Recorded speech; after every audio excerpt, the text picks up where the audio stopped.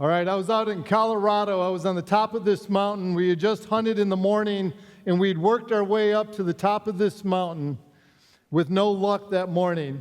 We're sitting there on the top of this peak in the mountains of Colorado eating our lunch, and my dad decides he's going to bugle because we were hunting elk in the fall during bow season, and it's like turkey season. You know, you're calling them, they're responding back. And it's just a great time to be out into Colorado or anywhere out where you're hunting elk. And we were up on the top of this mountain, and my dad bugles, and way down in the valley, we hear this. I'm going to show a video here. It wasn't this, but this is the sound that we heard.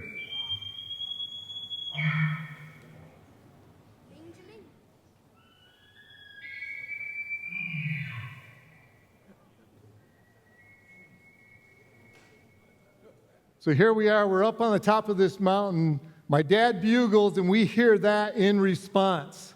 Now the question is, are we going to take the time that it's going to take to go down into this deep, dark valley after this bull elk? And if we don't get it, we've got a really long hike back up, and it was pretty steep, and man, we were trying to weigh the consequences, but man, we were so excited about that bull elk bugling. And we're like, man, it sounds like a trophy. We need to go after this regardless of the consequences. And so we began to descend down the mountain, and every little bit as we'd go, my dad would bugle, and we'd hear that bull bugle back at us, and we just kept working our way down. Finally, after a while, we got down in the valley, and he bugles again, and now we can start to hear him thrashing his antlers against the trees. We're getting close. I had moved in within 50 yards, and I still can't see him, but I can hear him. He's bugling back whenever my dad would. And man, we just were excited. The hair on my arms was standing up, and I was just all nervous. And I finally step around this tree.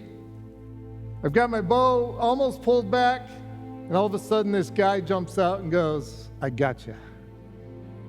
Turned out it was another hunter. And he had deceived us and pulled us all the way down this mountain.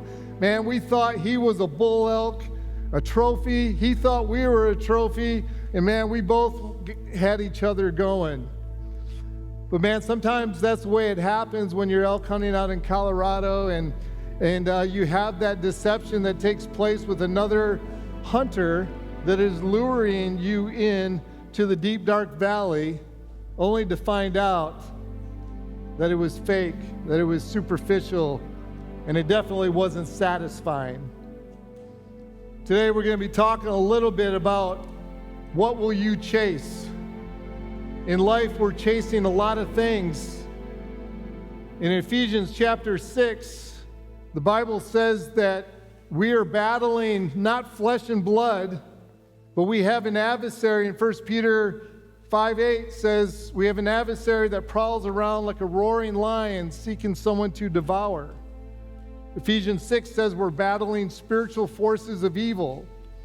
And you have an adversary that is going to use things in your life to tempt you and to lure you down into the deep, dark valleys.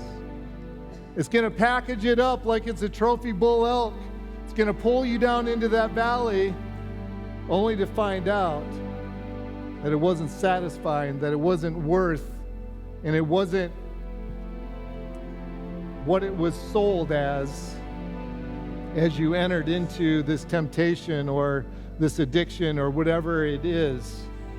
Our adversary has a way of packaging things up really nicely without telling us the consequences that go along with it. And so for us, we got sucked down into the deep, dark valley and now had to climb all the way back up and pay the price for that. So I want you to think about, what will you chase in life?